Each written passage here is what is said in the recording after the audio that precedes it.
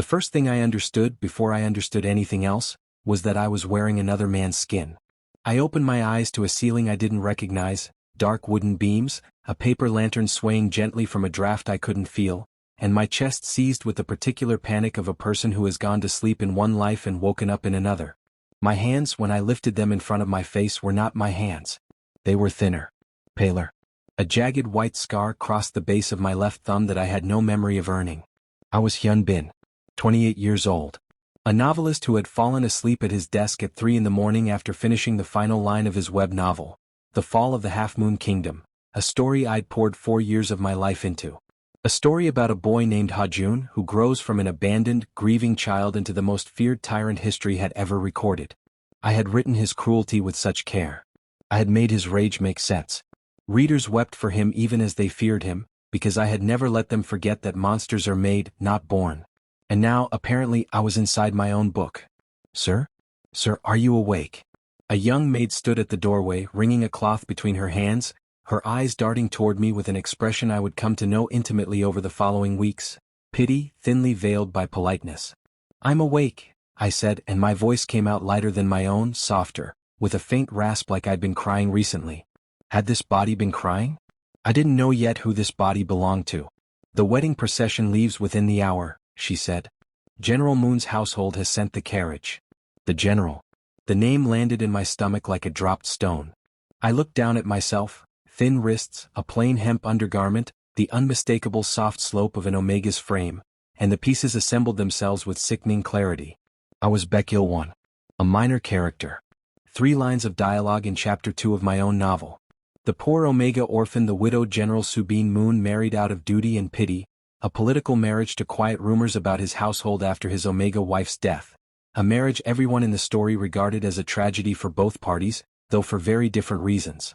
The general, because he was tying himself to a family further from power. And the Omega, because he would be stepfather to the Ha-jun. The boy who would, in 20 years, burn 3 provinces to ash and execute his own father's entire bloodline in the throne room, weeping the whole time, because that was the tragic, monstrous shape I had given him. I sat up so fast the maid startled. What's my wedding date? I said. Not a question. A demand wrapped in someone else's soft voice. Tich 3rd day of the 10th month, she stammered. Sir, are you unwell? 10th month. The boy would be 8. Exactly the age I'd written him, starting to change. The age his mother had died in my novel, the age the real cruelty of his stepfather had begun, page by page, blow by blow, until nothing human was left standing where a child used to be. I had written those chapters clinically.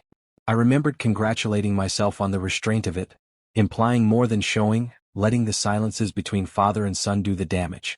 I had never imagined I would one day stand inside that silence and be asked to fill it. I need parchment, I said suddenly. And ink.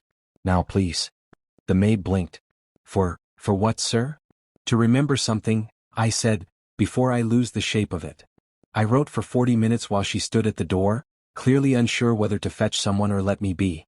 I wrote everything I could recall of Ha-jun's future, the assassination attempt at 16 that would fail and radicalize him further, the betrayal by the court minister he trusted, the burning of the Eastern Temple, the day his father died by his hand at the base of the palace steps, both of them crying, neither of them able to stop what had already been set in motion. And beneath all of it, buried in a single throwaway sentence I'd written without thinking twice, the true root of it all. His stepfather, Baek-il-won, treated the boy as an obstacle to his own comfort, and the household staff, out of fear for their positions, said nothing. 1 sentence. I had given a monster's origin 1 sentence, because I had cared more about the tragedy of the ending than the tenderness that could have prevented it. I set the brush down. His hands were shaking. I'm not going to be that sentence, I thought. Whatever else happens to me in this body, in this life, I am not going to be the reason a child learns that love disappears the moment someone stops needing him around. The Moon estate was larger than I'd imagined it while writing it, gray stone walls, red lacquered gates, the banner of a hawk mid-dive snapping in the autumn wind. My own procession was embarrassingly small. 2 carriages for attendants, no family standing at the gate to see me off because, in the story and apparently in this life too, I had none. An orphan Omega with a modest dowry and no name worth mentioning, marrying up so far above his station that the servants along the road whispered as we passed. Poor thing, one woman said to another, not quietly enough. Marrying into that house. Have you heard about the boy? Everyone's heard about the boy. I kept my eyes forward and my spine straight, though everything in this unfamiliar body wanted to curl inward and disappear. The ceremony itself was small, correct, and utterly without warmth.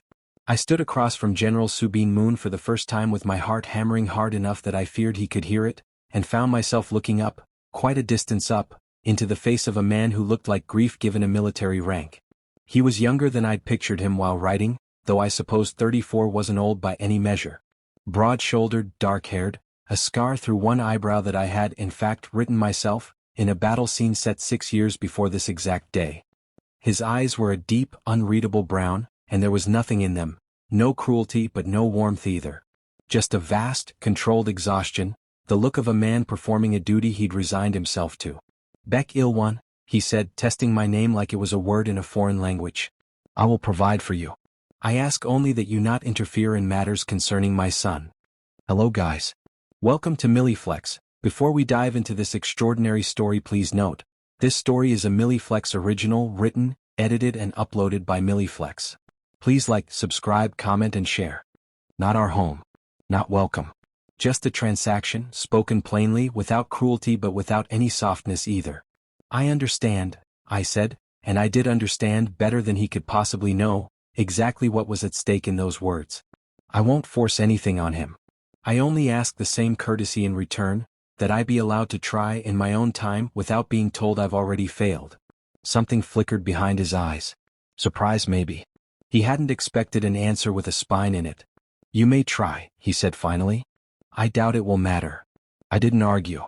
There was no version of this conversation I could win with words. I would have to win it, if I could win it at all, with years. I saw him for the first time an hour later in the receiving hall, half hidden behind a lacquered screen where he clearly thought no one could see him. Jun. In my novel, I described him with careful, writerly detachment, sharp-eyed, guarded, prematurely serious for his age. In front of me, in the flesh, he was none of those things and all of them at once. He was small. Achingly small, for a boy I'd spent 4 years writing as a legend. His hair was cut too short, like someone had trimmed it in a hurry and not looked at him twice since. He wore black, full mourning black, though his mother had been dead over a year, because, I would learn later, no one had thought to tell him he was allowed to stop. He was staring at me the way a soldier stares at an approaching storm. Not with hatred. With bracing. I crouched down, an omega in ceremonial silk, kneeling on cold stone in front of an 8-year-old, and the attendants around us made small, scandalized noises, because apparently stepmothers, even omega ones, did not kneel to children in this world. Hello, I said. I'm not going to make you call me anything you don't want to call me. And I'm not going to make you sit with me at dinner if you don't want to. I just wanted to see your face so that when I think of you, I'm not thinking of a stranger. He said nothing. His small hands were fisted so tightly in his sleeves his knuckles had gone white. That's all, I said, standing back up before my knees and used to this posture, could betray me by trembling. You don't have to say anything back. I walked away first. I made myself walk away first because I remembered writing, how many people in this boy's life had waited for him to come to them, and then resented him quietly when he never did, and called him cold for it in their private letters and diaries, the ones I'd invented as background texture for a villain's biography. He was not cold. He was waiting to be left, the way every important person in his short life had already left him. I would not make him wait for that from me. I would simply stay. Every day. Without asking for anything back. Behind me, so quiet I almost missed it, I heard him exhale, a long, shaking breath, like he'd been holding it since the ceremony began. I did not turn around. I let him have that breath in private. But as I walked the corridor back toward the rooms that were now apparently mine, I found that my new heart, Bek Ilwan's heart, or perhaps by now some strange fusion of his and my own, was beating with something I hadn't expected to feel on my own wedding day. Not dread. Resolve. Whatever this life demands of me, I thought, I already know the ending I refused to write. Now I have to learn how to write something else. My chambers were connected to the general's by a single sliding door, which I understood within the first night, was purely ceremonial. He did not come through it. I lay awake in the dark of my new bedroom, unfamiliar silk sheets, unfamiliar ceiling, unfamiliar body still settling around a mind that didn't belong to it, and listened to the house breathe around me. Somewhere down the corridor a floorboard creaked. Somewhere further, I thought I heard the soft, muffled sound of a child crying into a pillow, trying very hard not to be heard. I did not go to him that first night.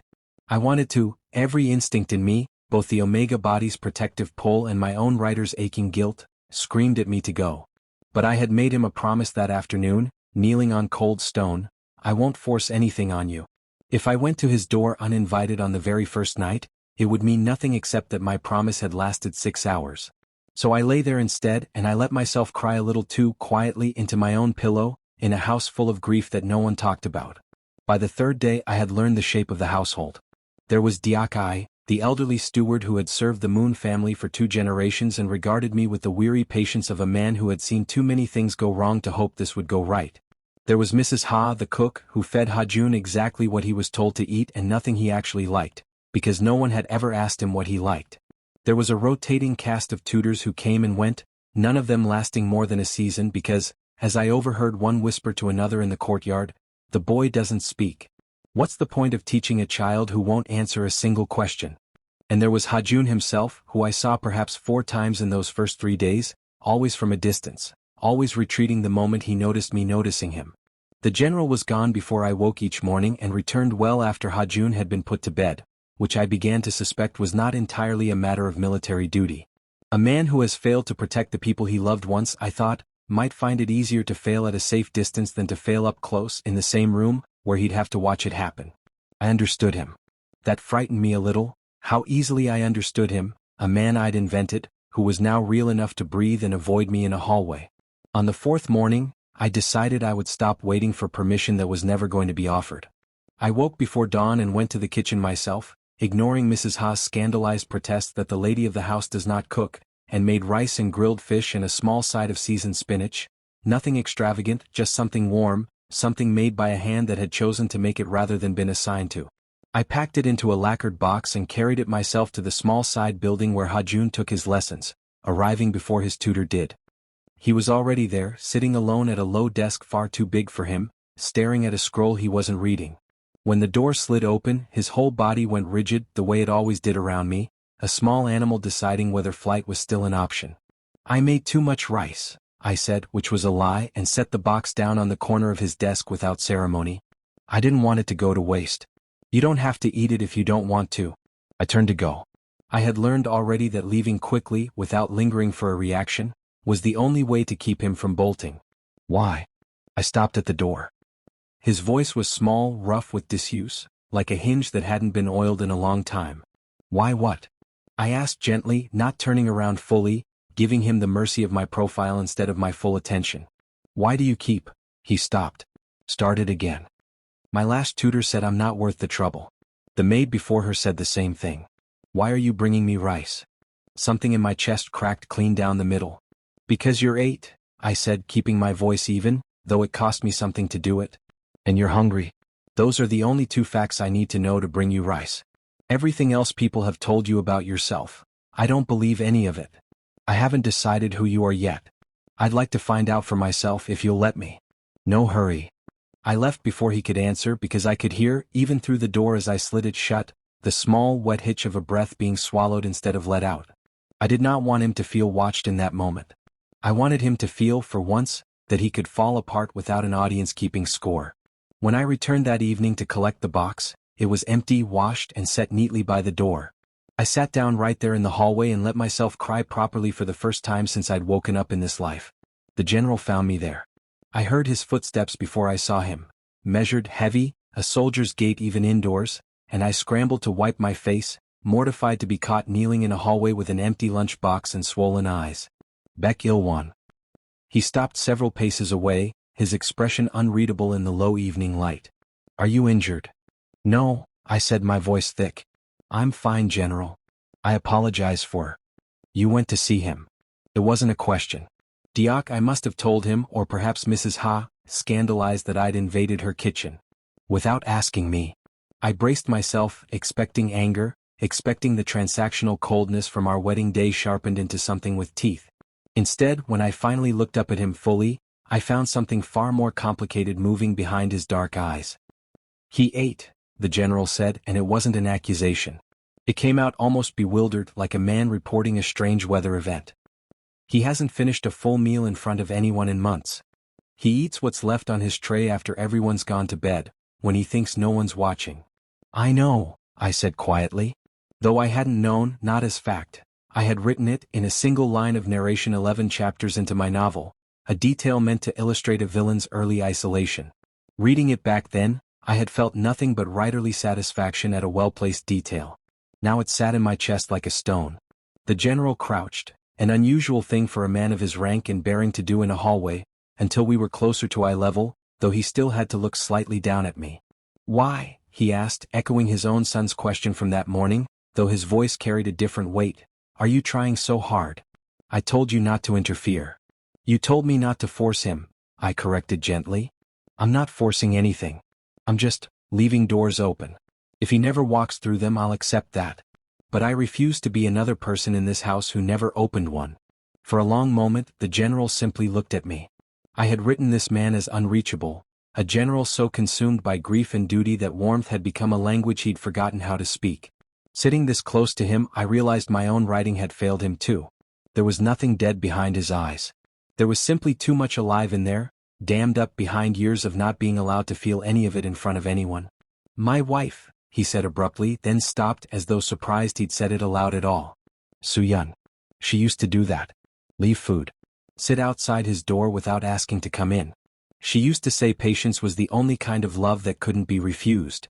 She sounds like she loved him very much," I said softly. "She did." His jaw tightened. "And I let her carry all of it alone, because I told myself the army needed me more than my own son did. I was wrong. I have been wrong about that for over a year, and I don't know how to stop being wrong about it now." It was the most honest thing he'd said to me since I'd arrived, and I suspected it was more honest than he'd been with anyone in this house for a very long time.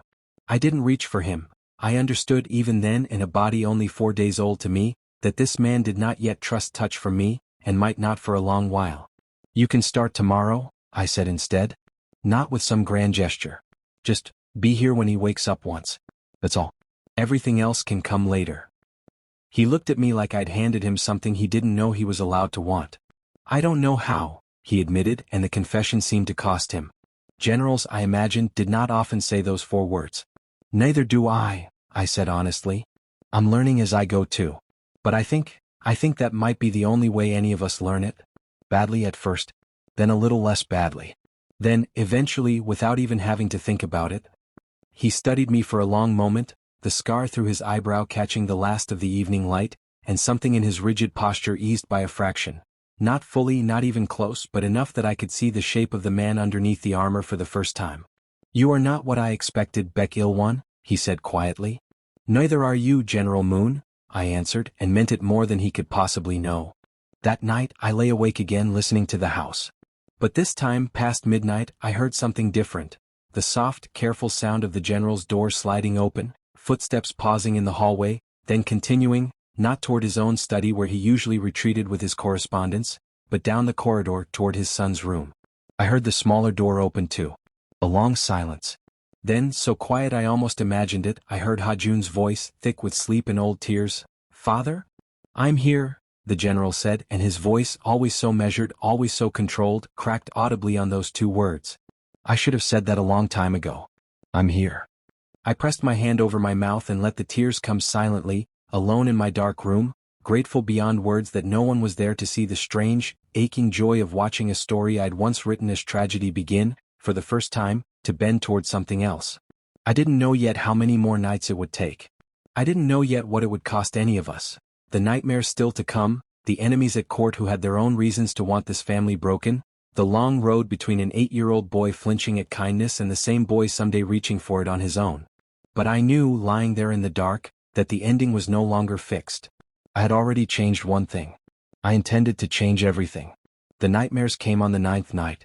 I woke to screaming, not the startled cry of a child waking from an ordinary bad dream, but something raw and unbroken, the kind of sound that came from somewhere far too deep for an 8-year-old to have discovered on his own.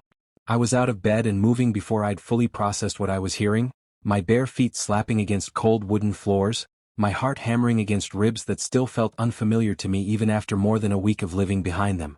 I reached his door at the same moment the general did, both of us arriving from opposite ends of the hallway, our eyes meeting for half a second over the threshold before he slid the door open without waiting for permission. His son's cries overriding any careful boundary either of us had been building. Hajun was tangled in his blankets, thrashing, his small face contorted in a way that made my chest physically ache to see. Don't leave, mother, don't." The words came broken, half-formed, drowning under sobs that hadn't fully woken him yet. The general reached him first, gathering the boy up against his chest with the careful desperation of a man who had clearly done this before, alone, more times than anyone should have to. "Hajun, I'm here. Wake up. It's father. I'm here." The boy's eyes flew open, wild, unseeing for a moment, and then he was sobbing in earnest, the kind of full-body crying that comes only after nightmares that feel more like memories. I stood frozen in the doorway, uncertain if my presence would help or intrude, until the general looked up at me over his son's shaking shoulders. "Stay," he said. Not a command. A request, rough with something that might have been fear of doing this alone. I crossed the room and knelt beside them both, close enough to be present, careful not to reach for the boy myself. That permission hadn't been given yet, and I wouldn't take what wasn't offered, not even in a moment like this. "It's all right," I said softly to both of them. "Maybe? You're both here. You're both safe." It took nearly 20 minutes for Hajun's sobs to quiet into hiccuping breaths, his small fists still clutching handfuls of his father's sleeping robe like he was afraid letting go would make him disappear. When he finally spoke, his voice was hoarse and small in a way that broke something loose in my chest all over again. "She said she'd always come back," he whispered. "She said even if she went away for a little while, she'd always come back. She lied." The general's arms tightened around him. I watched this proud, controlled soldier's face crumple, just slightly, just for a moment before he mastered it again. "She didn't lie, Hajun. She didn't choose to leave. Sickness took her. She would have come back if she could have. She loved you more than anything in this world." "Then why does it feel like she left because of me?" the boy said, so quietly I almost didn't catch it, and my heart shattered clean in two. I hadn't meant to speak. The words simply came, unbidden, pulled up from someplace true. "Because grief lies," I said. "It's the cruelest liar there is. It tells you the people who loved you left because you weren't enough to keep them here. That's never true. Not once, not ever. Your mother didn't leave because of you. She left because bodies get sick sometimes, and love, real love, doesn't have the power to stop that, no matter how much of it there is." Hajun turned his tear-swollen face toward me for the first time that night, studying me with the raw, unguarded honesty that only exists in the space right after a nightmare, before the walls have had time to rebuild themselves. "Does love just disappear then?" he asked. "When someone dies, does it go away too?" "No," I said, and I had never meant anything more in either of my lives. "Love doesn't disappear when someone dies, Hajun. It just changes shape. It becomes memory. It becomes the way you laugh sometimes, or the things you know how to do because someone taught you. Your mother's love for you didn't go anywhere. It's still here. It's just quieter now. It lives in you instead of beside you." The room went very still. The general was watching me over his son's head, something unreadable and enormous moving behind his eyes. Hajun didn't say anything for a long moment. Then, hesitantly, so hesitantly it felt like watching someone take their first steps after a long illness, he loosened one hand from his father's robe and reached it, very slightly, toward me. I didn't grab it. I simply turned my palm upward, open, and let him decide the rest. He set his small hand in mine. It was the first time he had ever touched me on purpose. I said nothing. I didn't want to make it bigger than it needed to be, didn't want to frighten him with the weight of what it meant to me. I only closed my fingers gently around his, the way you'd hold something you were terrified of dropping, and let him fall back asleep like that, still curled against his father, one hand in mine, until his breathing evened out and the tears finally stopped. The general walked me back to my room afterward. Neither of us spoke until we reached my door, and even then he seemed to be searching for words that didn't quite exist yet. "He's never let anyone else stay," he said finally. "Not the maids. Not his old tutors. Not even Diakai, and Diakai has known him since he was born. He's not ready to trust easily," I said. "That makes sense. He's lost the one thing he was sure of. You said the right thing back there. About grief lying." The general's voice was quiet, almost hesitant, so unlike the clipped authority he wore during the daytime. I've never known how to say things like that to him. I only know how to give orders and win battles. I don't know how to. He stopped, frustration flickering across his face. "I don't know how to be soft with him without feeling like I'm failing at being his father." "Being soft isn't the opposite of being strong," I said. "It's the hardest kind of strength there is. Anyone can hold a sword. It takes something rarer to hold a crying child at 3 in the morning and mean every word of comfort you give him."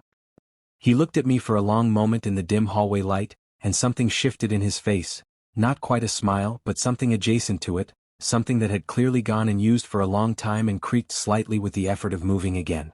"Thank you," he said, "for staying tonight. For saying what I couldn't find the words for." "You don't have to thank me," I said. "He's my family too now. Even if he doesn't call me anything yet." "He held your hand," the general said, and there was something almost wondering in his voice, like he still couldn't quite believe what he'd witnessed. "He's never done that with anyone but his mother." "Small steps," I said, though privately my chest was so full I thought it might crack open. "I'm not in a hurry. I just want him to know the door stays open for as long as it takes." The general nodded slowly. He lingered a moment longer than duty required, his eyes moving over my face in the low light with an attention that made warmth pool low in my stomach, unfamiliar and startling in this body that wasn't entirely mine and yet, somehow, entirely was. "Good night, Baek-il-won," he said finally, his voice rougher than before. "Good night, General." He didn't move toward the connecting door between our rooms. Not yet. But for the first time since the wedding, he hesitated at the threshold before he left, like some part of him wanted to. I closed my door and pressed my back against it, my heart racing for reasons that had nothing to do with grief or fear, and let myself, just for a moment, wonder what it might feel like to be looked at like that again. 3 days later, I began waiting outside the schoolhouse. It wasn't a grand gesture. I simply started arriving 15 minutes before lessons ended, standing at the gate with a small paper packet of roasted chestnuts or sweet rice cakes, saying nothing more than, I was in the area, a transparent lie in a household with only one street worth walking, but one Ha-jun seemed to appreciate for its gentleness, the same way he'd appreciated the rice that first morning. The other boys at the schoolhouse noticed, of course.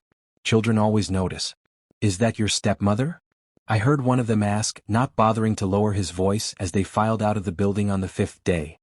"He's not my," Ha-jun started, then stopped, his ears going red, uncertain how to finish that sentence now that the old answer no longer felt entirely true.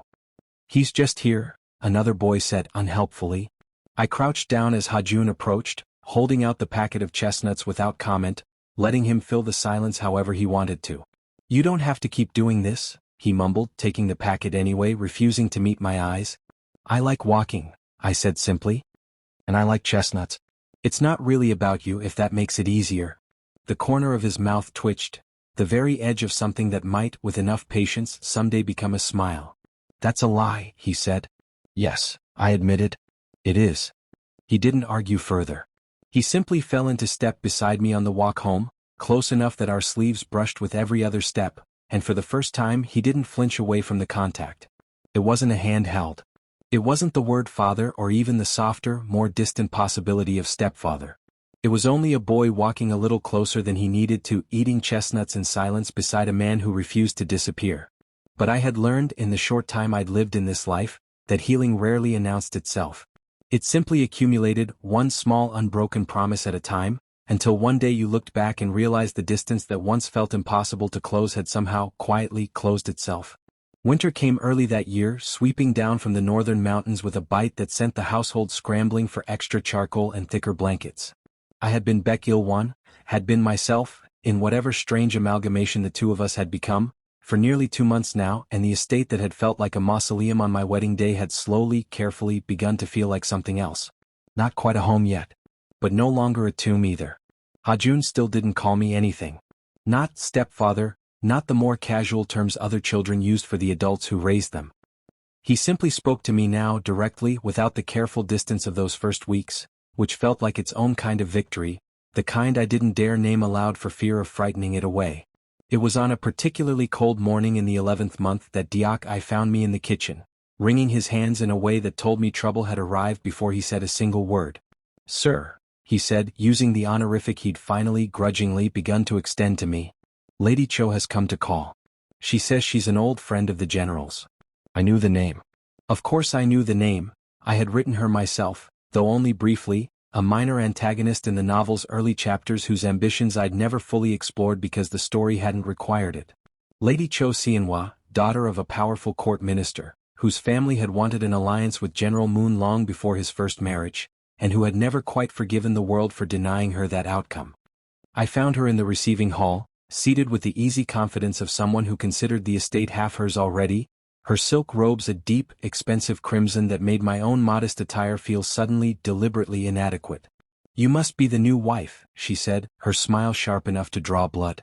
"I confess I expected someone more." "I'm afraid I'm all there is," I said, matching her smile with one of my own, refusing to let the barb land where she'd aimed it. "Lady Cho, was it? The general has mentioned you." "He hadn't actually." But I watched the flicker of uncertainty cross her face at the possibility, and felt a petty, unbecoming satisfaction at unsettling her footing even slightly. "Has he?" she said, recovering quickly.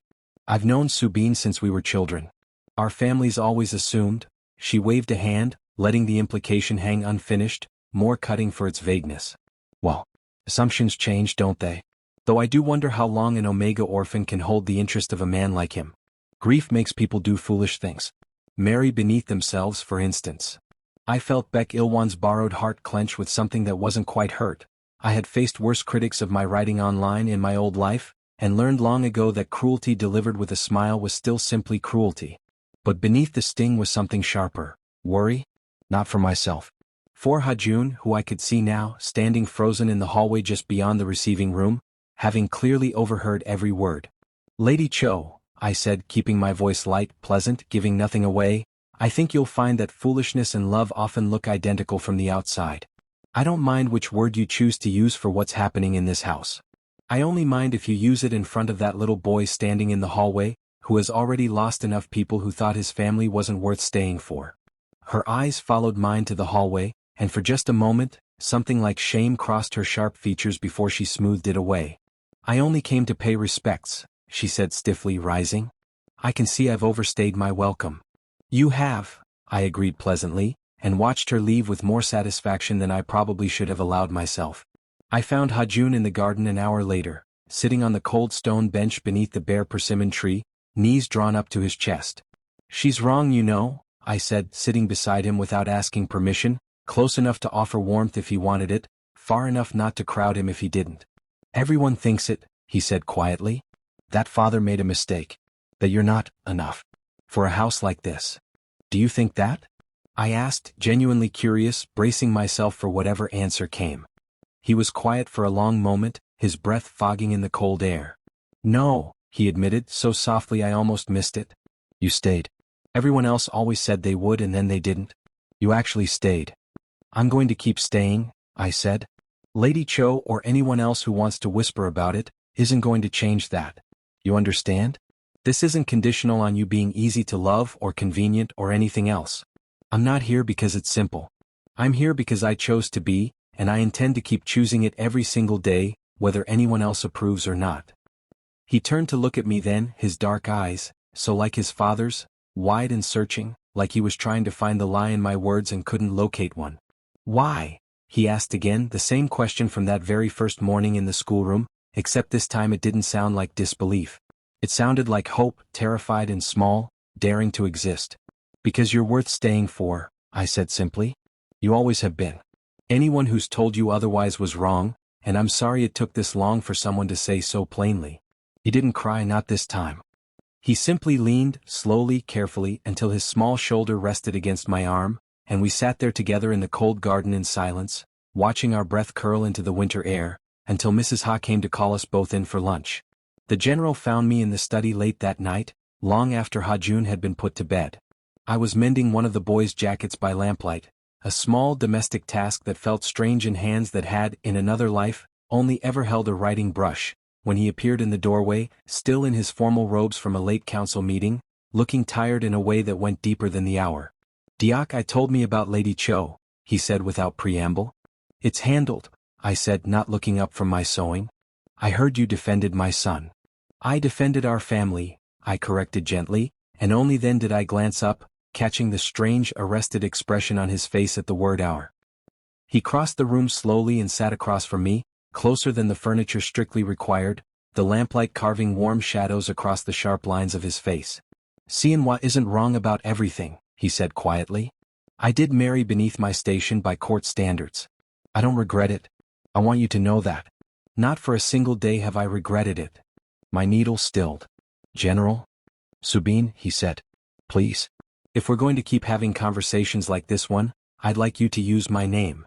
Something in my chest fluttered, foolish and warm, entirely inappropriate for a marriage that had begun as a transaction between two people who'd never planned on wanting each other. Subin, I repeated, testing the shape of it, and watched something shift in his eyes at the sound of his own name in my mouth. I watched you today, he continued, his voice lower now, rougher. Through the window. In the garden with Hajun. I've spent a year failing to find the words to comfort my own son, and you found them in a single afternoon, for a boy who wasn't even yours to comfort. He is mine, I said, surprising myself with the fierceness in my own voice. He might not call me anything yet. But he's mine to protect, mine to worry over, mine to love, whether the law or the court or Lady Cho recognizes it or not. The general, Subin, reached out then, slowly, giving me every opportunity to pull away, and brushed a strand of hair back from my face with a gentleness that undid something in my chest I hadn't realized was still braced for disappointment. I think, he said quietly, that I made the right choice on our wedding day, even though I didn't know it at the time. I think I'm continuing to make it, every day since. Subin, I whispered, and this time it wasn't a question. It was an answer to something he hadn't quite asked yet, but was standing close enough now that I could feel the question in the air between us regardless. He didn't kiss me that night. He simply pressed his forehead gently to mine, both of us breathing the same warm air in the lamplit quiet of the study, two broken things learning, slowly, carefully, how to fit themselves back together into something whole. Thank you, he murmured, for staying. For both of us. Always, I said, and meant it with everything Baek Ilwan's borrowed heart and my own writer's soul had left to give. Outside, the winter wind pressed against the shuttered windows, and somewhere down the hall, a small boy slept without nightmares for the first time in over a year. The first real snow of the season fell on the 14th day of the 12th month, and I woke that morning to the particular hush that only snowfall brings, the world outside my window gone soft and white and silent, the estate's red-tiled roofs dusted like something out of a painting. I found Hajun already awake, pressed against the frosted glass of his bedroom window, his breath fogging the pane in small, excited bursts. It's really coming down, he said, and there was something in his voice I hadn't heard before, pure, uncomplicated delight, the kind that belonged entirely to childhood, unburdened by grief or grief's long shadow. Mother used to say the first snow means good luck for the whole year. It was the first time he'd mentioned his mother without his voice cracking around the edges of her memory. I filed the moment away carefully, treasuring it the way I'd once treasured a particularly well-written sentence. Proof that healing, slow and unglamorous as it was, had actually been happening beneath the surface all along. Do you want to go out in it? I asked. Before your lessons? His eyes lit up before he caught himself, the old caution creeping back in, the reflexive flinch of a child who'd learned that wanting things out loud sometimes made adults decide you didn't deserve them. I have lessons at the second hour. I'll speak to your tutor, I said. I think snow this good only comes a few times a winter. Lessons can wait an hour. We spent that hour in the courtyard building a lopsided snowman with Diak's reluctant help, the old steward grumbling the entire time about his aching knees while very obviously enjoying himself more than he'd admit, and I watched Hajun laugh, really laugh, for the first time since I'd arrived in this life. It transformed his whole face. He looked in that moment entirely and simply like what he was, an 8-year-old boy delighted by snow, nothing more complicated than that. Subin found us there when he returned from an early meeting at the garrison, and I watched something in his face crack open at the sight of his son mid-laugh, snow dusting his dark hair, cheeks pink with cold and joy. You're going to catch a cold, both of you, he said, though he was already shrugging off his heavy outer coat as he crossed the courtyard, and within minutes he'd been recruited into the snowman construction effort too, kneeling in the snow in his formal robes without a single complaint, packing snow into place with the same careful precision he probably brought to battle strategy.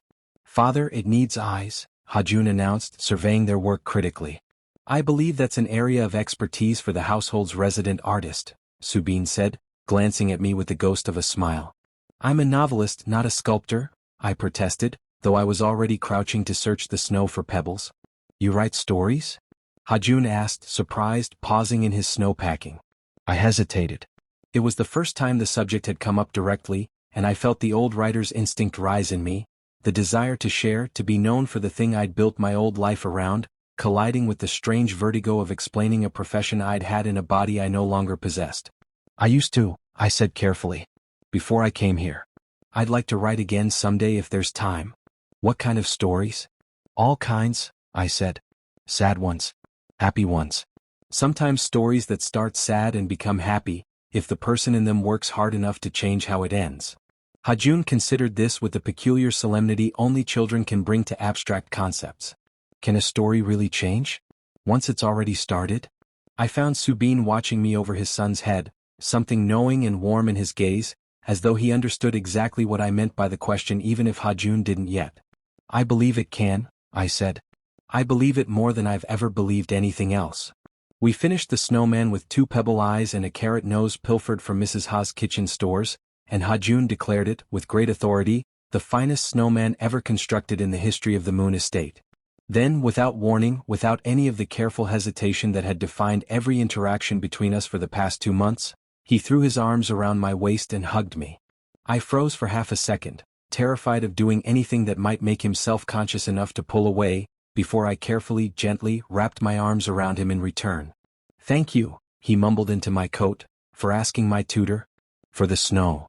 "You're welcome," I said, my voice thicker than I intended, and over his head I caught Subin's eyes, bright, unguarded, full of something that looked remarkably like the beginning of a life neither of us had thought we'd get to have. That night, after Hajun had been tucked into bed, 3 separate bedtime stories requested and delivered, an increasingly common negotiation I'd come to treasure, Subin found me in the study again as he'd taken to doing most nights now, our conversation stretching later and later into the evening. "He hugged you today," he said, settling into the chair across from mine, close enough now that our knees nearly touched. "In 2 months he hasn't hugged me first. Not once. I have to be the one to reach for him." "He'll get there," I said. "He's not comparing you unfavorably, Subin. He's just testing which kinds of love are safe to reach for first. I think with me there's less at stake for him. I'm newer. If I disappointed him it would hurt, but it wouldn't be the same as losing his father too." "That's a generous way to think about it." "It's the true way to think about it," I said. "You're the one constant he's always had. That's not nothing. That's everything actually." Subin was quiet for a moment, studying me in the lamplight with an intensity that made warmth pool low in my stomach, unfamiliar and thrilling in this body I'd inhabited for such a short time and yet somehow already felt entirely, undeniably mine. "I've been thinking," he said slowly, "about our arrangement. When we married." My heart stuttered. "Oh. I told you I would provide for you, and asked only that you not interfere with Hajun." His mouth curved, self-deprecating. "I think, in retrospect, that was possibly the worst thing I could have asked of you. Interfering is precisely what saved him. What's saving both of us, I think. Subin. I don't know how to say this without it sounding foolish," he continued, and I watched this composed, disciplined general fumble for words like a much younger man. "I married you out of duty. I want you to know that I'm no longer certain duty is the only reason I want you here. I find myself looking forward to these conversations, to the sound of you in the house during the day, to the way you look at my son like he's already worth saving, when I've spent a year terrified he was already lost." I set down the mending in my lap, my hands unsteady. "Subin, You don't have to say anything back," he said quickly, echoing without realizing it, the very words I'd once given his son. "I only wanted you to know. Whatever this is, whatever it becomes, I wanted to be honest with you about where I stand." I reached across the small space between us and took his hand, the first time I had ever initiated a touch between us, and felt him go very still, like he was afraid moving might make me change my mind. "I stand somewhere very similar," I admitted quietly.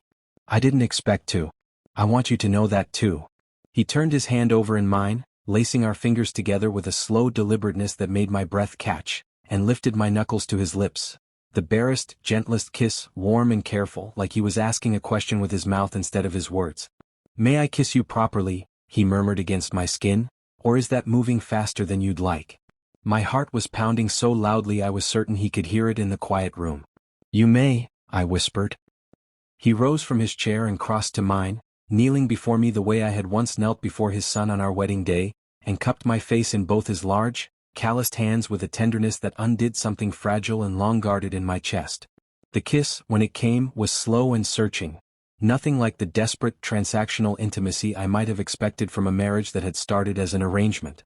It tasted like winter air and warm tea and something achingly like relief, 2 lonely people finally allowing themselves to stop bracing for the next disappointment.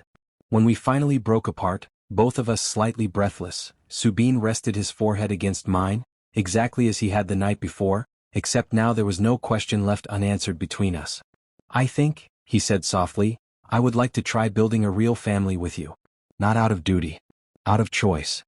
"I already chose it," I said, my voice barely above a whisper. "The very first day. I just didn't know then that you'd choose it back." Outside, the snow kept falling, silent and steady, blanketing the estate in a soft white hush, and somewhere in that quiet house, a family that had once been broken into 3 separate pieces of grief was slowly, carefully becoming whole. 3 weeks passed in a kind of happiness I hadn't let myself imagine possible, not in this life or my old one. Hajun's hugs became less rare, then astonishingly common, a small arm thrown around my waist while I read to him, a head leaned against my shoulder during lessons, a boy who had once flinched from touch now seeking it out like something starved finally being fed. And Subin had become, in the quiet hours after his son slept, something I hadn't known I was permitted to want. Our late-night conversations in the study had grown longer, our hands finding each other more easily, more often, until one evening in the depths of winter, when the whole house had gone still and silent under another fresh snowfall, he asked me, with the same careful formality he brought to everything important, whether I would come to his rooms that night. I said yes before he'd even finished the question. His chambers were larger than mine, sparser too, the room of a soldier, not a man who'd had much time for comfort. A single lamp burned low on the table beside his bed, casting the room in warm amber light, and when he closed the door behind us, I felt the air between us shift into something heavier, more charged than anything we'd allowed ourselves before. "You can still say no," he said quietly, standing close but not touching, giving me every chance to change my mind. "To any of this. Tonight or any night." "I know," I said, and closed the distance between us, myself rising onto my toes to press my mouth to his. He made a low sound against my lips, surprise maybe or relief or both, and then his arms came around me, careful at first like he was still afraid I was something that might break, before I deepened the kiss and felt that carefulness dissolve into something hungrier, more honest. "Ill one," he murmured against my mouth, my name sounding different in his voice than it ever had before, reverent, almost disbelieving. "Tell me if I go too fast." "You won't," I promised and meant it. He undressed me slowly, reverently, pressing soft kisses to each new inch of skin he uncovered like he was memorizing a map he intended to spend years exploring. I had never been touched like this, not in my old life where love had always felt like something rushed and eventually disappointing, and not yet in this one, where every part of this body still felt new and strange beneath my own hands, let alone his. But Subin made it feel like coming home. His hands, roughened by years of sword work, moved over me with a gentleness that contradicted every callus, every scar, mapping the curve of my waist, the line of my spine, with the same patient devotion he'd shown his grieving son over these past months. "You're beautiful," he murmured, laying me back against the soft blankets of his bed, his dark eyes moving over my face like he still couldn't quite believe I was real, that I'd chosen to stay, that I was choosing in this moment to stay closer still. "Subin," I breathed, reaching for him, and he came to me then, the last careful distance between us finally closing. What followed was slow and unhurried and achingly tender. Two people who had each spent so long bracing for loss finally allowing themselves the terrifying vulnerability of being fully seen, fully wanted, fully loved. He whispered my name like a vow against my skin. I answered with his, over and over, until the words blurred together into something wordless and true. When we finally came together, it was with the same trembling reverence that had defined every moment leading to it. Not desperate, not transactional, but two broken halves choosing deliberately to become whole. Afterward, I lay curled against his chest, listening to his heartbeat slow beneath my ear, his fingers tracing idle, contented patterns along my bare shoulder. "I didn't think I'd get to have this again," he admitted quietly into the darkness. "After Suyun. I thought that part of my life was finished, that I'd simply raise Hajun as well as I could and call that enough." "I'm glad it wasn't finished," I said, pressing a kiss to his chest, right over his heart. "So am I," he murmured, tightening his arms around me. "So am I, ill one." We fell asleep like that, tangled together beneath warm blankets while snow fell silently outside, and for the first time since I'd woken up in this borrowed body in this borrowed life, I let myself believe, fully and without reservation, that I had found something worth calling my own. The peace didn't last uninterrupted, of course. Nothing worth having ever does. 2 days later, Diakai came to me with a face gone pale and grave, a sealed letter trembling slightly in his weathered hands. "Sir," he said, "this arrived from the palace. It concerns young Master Hajun." I broke the seal with unsteady fingers and read, my stomach dropping with every line. It was a formal notice from the Ministry of Rights, a reminder, cold and bureaucratic, that as the son of a general with no living mother, Ha-jun was due, upon reaching his 9th year, to be formally registered for evaluation at the Royal Academy's testing grounds, where children of military households were assessed for signs of concerning temperament, and if found wanting, remanded to specialized correctional instruction. I knew exactly what that meant. I had written it myself in my old life in a chapter I'd crafted with clinical narrative distance. The moment the court first began building the file that would, years later, be used to justify Ha-jun's exile from the capital, the isolation that would harden whatever cruelty his stepfather had already planted into something the entire kingdom would eventually fear. The evaluation was still 4 months away. But someone in this world, someone with influence, someone who'd clearly been watching this household far more closely than I'd realized, had already flagged Ha-jun's file for early review. Lady Cho, I said aloud, the realization arriving with sickening clarity. Court gossip about a distant, tragic little boy in mourning black was one thing. A formal ministry inquiry, filed with enough detail to specify testing grounds and correctional protocols, required influence Lady Cho's family possessed in abundance. I found Subin in his study within the hour, the letter clutched in my hand, and watched his face go through fury, fear, and finally a grim, controlled resolve that I recognized, uncomfortably, as the same expression I imagined he wore before battle. "They can't take him," he said, low and dangerous. "Not for evaluation, not for anything. I'll petition the minister myself. I'll call in every favor owed to me from a decade of service." "Subin," I said gently, laying my hand over his clenched fist on the desk. "Fighting the ministry with anger is exactly what they expect from a grieving general with a difficult son. It will only prove their point. Then what do you suggest?" His voice cracked, just slightly, the fear beneath the fury finally showing through. "I already failed to protect Su-yun. I won't fail him too. We give them nothing to find," I said. 4 months. We have 4 months before any formal evaluation. In that time, Ha-jun isn't going to be a boy the court can point to as evidence of anything except how loved he is. We're going to make sure of it. Together. Subin looked at me for a long moment, something fierce and grateful moving behind his eyes, before he turned his hand beneath mine and laced our fingers together. "Together," he agreed. "Whatever it takes." Outside, the snow had begun to fall again, and somewhere down the hall, unaware of the storm gathering around him, Ha-jun slept peacefully for what I silently vowed would be the first of many, many more nights to come, whatever it cost either of us to guarantee it. The 4 months that followed were the busiest, most terrifying, and most tender of my strange, borrowed life. I threw myself into the work of protecting Ha-jun with the same discipline I'd once reserved for finishing a novel on deadline, except this time the stakes weren't sales figures or reader reviews. They were a little boy's entire future, and I was beginning to understand, the future of a kingdom that had no idea how close it had once come to burning. Subin petitioned quietly, carefully, calling in favors from officers who owed him their lives rather than ministers who owed him nothing. I spent my days differently, writing again for the first time since transmigrating, not villain origin stories but simple, warm little tales I read aloud to Ha-jun and, eventually, to a small cluster of neighborhood children who began gathering in our courtyard on school day afternoons, drawn first by curiosity and then, unmistakably, by affection. A boy surrounded by friends, laughing in a sunlit courtyard, was not a boy any evaluator could easily paint as a future menace to the throne.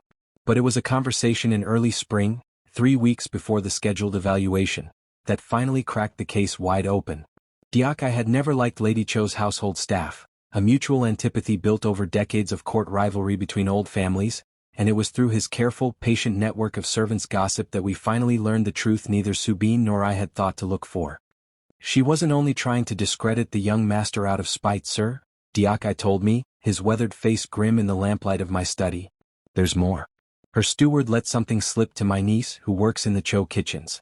Lady Cho's late husband, First Lord Cho's cousin, the one who died 3 years back." "What about him?" I asked, though something cold was already crawling up my spine. "He was married before, sir. Had a stepson from his first wife's marriage. A boy who died young, an accident, the household called it, though no one who worked there ever believed that word. Lady Cho covered it up to protect the family name. She's terrified, sir. Terrified someone will look too closely at her own household's history if the court starts asking questions about stepfathers and difficult children. So she's making certain the questions land somewhere else first. On you. On the general's house." I sat back, stunned into silence, the pieces assembling themselves with a horror I recognized bone deep from my own writing. In my novel, the story that had, apparently, once been this world's true and only future, I had never questioned why cruelty towards stepchildren seemed to recur so quietly, so consistently, across noble households, unremarked and unpunished. I had written it as background texture, an unexamined cruelty of the world I'd built. I had never once asked why it kept happening, or who benefited from making certain it was never investigated. Lady Cho wasn't merely a jealous woman nursing old resentment over a marriage that never happened. She was protecting a much darker secret, and Ha-jun's household had simply been the most convenient shield to hide behind. A story the court already wanted to believe, about a difficult boy destined for trouble, that would neatly distract from any inquiry into her own family's past. Subin needs to hear this, I said, already rising. Tonight. We brought the information to the Minister of Rights ourselves 3 days later, not as a desperate father and his Omega spouse pleading for mercy, but as a general and his family presenting evidence of a genuine, unexamined crime that the ministry's own negligence had allowed to go unpunished for years. The minister, a tired, cautious man more interested in avoiding scandal than uncovering truth, initially resisted, until Subin, with the cold, controlled fury of a soldier who had spent a year watching his son suffer under false suspicion, made it unmistakably clear that the alternative to a quiet, thorough investigation into Lady Cho's household was a very loud, very public one. The investigation moved quickly after that. What it uncovered was worse than even Diaka's rumors had suggested. A pattern of cruelty in the Cho household stretching back years, hidden behind wealth and status and the court's collective unwillingness to look too closely at families who paid their taxes and made the correct appearances at the correct ceremonies. Ha-jun's evaluation was quietly cancelled. The file that had once threatened to follow him for the rest of his life was quietly, permanently sealed. Lady Cho's family, meanwhile, found their own reputation unraveling under scrutiny they had spent considerable effort trying to redirect elsewhere. I thought, more than once in those tense weeks, about the sentence I had once written so carelessly in my old life. His stepfather treated the boy as an obstacle, and the household staff, out of fear for their positions, said nothing. I had written that sentence about Ha-jun. But somewhere in this world's true history before I'd ever arrived to change anything, that exact cruelty had been happening in a different house entirely, to a different child, unremarked and unpunished, simply because no one had loved anyone enough to ask questions. Love doesn't just save the person you give it to, I thought, watching Subin cradle a sleeping Ha-jun against his shoulder one quiet evening after the whole ordeal had finally settled. Sometimes it exposes the places where love was always supposed to be and wasn't. Spring arrived in full by the time the last of it was resolved, the estate's persimmon tree blooming white and delicate above the bench where I'd once sat with a grieving 8-year-old boy who couldn't yet believe he was allowed to be loved. I found Ha-jun there again on a warm afternoon in the 3rd month, sprawled on his stomach in the grass with a book of my old stories, utterly absorbed, his black mourning clothes long since retired in favor of the soft blues and greens of an ordinary happy child. "You're getting grass stains on your good clothes?" I said, sitting beside him. "Mrs. Ha can wash them," he said without looking up, utterly unconcerned, a small telling sign of how far we'd come from the boy who once ate his meals alone after everyone else had gone to bed, too afraid of being a burden to eat in front of anyone at all. He finished the page he was reading, then closed the book and rolled onto his back to look up at me, the dappled spring light falling soft across his face. "Ilwan," he said. He'd started using my name a few weeks prior, tentative at first, and I had never once corrected him or pushed for anything more, content simply to be someone to him rather than a stranger who slept down the hall. "Yes." He was quiet for a long moment, chewing his lip in the particular way he did when he was working up courage for something important. "Can I call you something else?" he asked finally, his voice small, careful, bracing as he always did, for the possibility of disappointment. "Not Ilwan. Something else." My heart, both Beck Ilwan's and whatever remained of my own, seemed to still entirely in my chest. "You can call me whatever feels true to you," I managed, my voice unsteady. "There's no wrong answer, Ha-jun. Not now, not ever." He sat up, drawing his knees to his chest, and looked at me with an intensity far older than his 8, soon to be 9 years. "Dad," he said, testing the word carefully, like he was afraid it might shatter in his mouth. "Can I call you Dad?" I didn't trust myself to speak for a long moment. I simply reached for him, and he came without hesitation now, folding into my arms with none of the careful bracing that had once defined every touch between us. "Yes," I finally managed, my voice thick with tears I made no effort to hide. "Yes, of course you can. I would love that more than anything in this world." "Dad," he said again, quieter this time, testing the shape of it against my shoulder, and I felt something settle deep and permanent in my chest. The ending of one story quietly, unmistakably, becoming the beginning of an entirely different one. Subin found us there minutes later, drawn by some instinct or simply the ordinary rhythm of a man who could no longer imagine an afternoon that didn't include the two of us, and I watched his face transform when Ha-jun looked up, tear-tracked and radiant, and announced, with all the solemn importance an almost 9-year-old could summon. "Father, I asked if I could call him Dad." He said yes.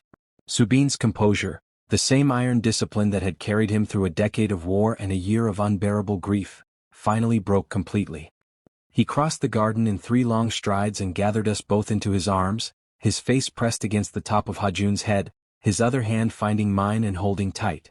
"Then we're a family," Subin said, his voice rough with emotion he no longer bothered to hide. "Truly, completely a family." "We already were," I said, laughing through my own tears. "This is just the part where we finally say it out loud." That night, after Ha-jun had finally fallen asleep, worn out from an afternoon of running through the garden with a joy that had once seemed impossible for him, Subin drew me into his rooms with a tenderness that had only deepened in the months since that first winter night. "You changed everything," he murmured much later, both of us tangled together in the soft aftermath of a love that had grown slow and certain and utterly unshakable. I watch him now and I can't even remember the boy who used to flinch at the sound of a door opening. "You did that. You gave him back to himself." "We did that," I corrected gently, tracing the line of the scar through his eyebrow, the one I had once written into existence without ever imagining I'd someday know it beneath my own fingertips. "You showed up every single day even when you didn't know how. That mattered just as much as anything I did." "I love you," Subin said simply, plainly, the words no longer costing him the effort they once had. "I don't think I properly said that yet. I love you, ill one. Whoever you were before you came into our lives, and whoever you'll become after, I love exactly who you are now in this house with us." "I love you too," I whispered back and meant it with everything I had left to give, this body, this life, this family I had fought so hard, against a fate I alone had once written to build. "Both of you. Always." Outside, the spring night settled soft and warm over the Moon estate, over a general who had learned how to be soft without becoming weak, over a boy who had learned that love doesn't disappear when someone dies, it only changes shape, waiting patiently for someone brave enough to help it grow again. I had come into this world determined to rewrite an ending I couldn't bear to leave standing. I hadn't expected in the process to write myself an entirely new beginning, one built not from careful plotting or narrative device, but from packed lunches and patient hands, from nightmares sat through and snowmen built together, from 100 small, unglamorous choices to stay when leaving would have been so much easier. Somewhere in a story that no longer existed, a boy named Ha-jun had grown into history's greatest villain, and an entire kingdom had burned for it. In this one, in our one, he was simply a boy, tucked safely into bed under a roof full of people who loved him, dreaming, for the first time in longer than any of us could count, of nothing more frightening than tomorrow's ordinary, unremarkable joy. And that, I thought, settling into Subin's arms as sleep finally claimed me too, was the only ending that had ever mattered.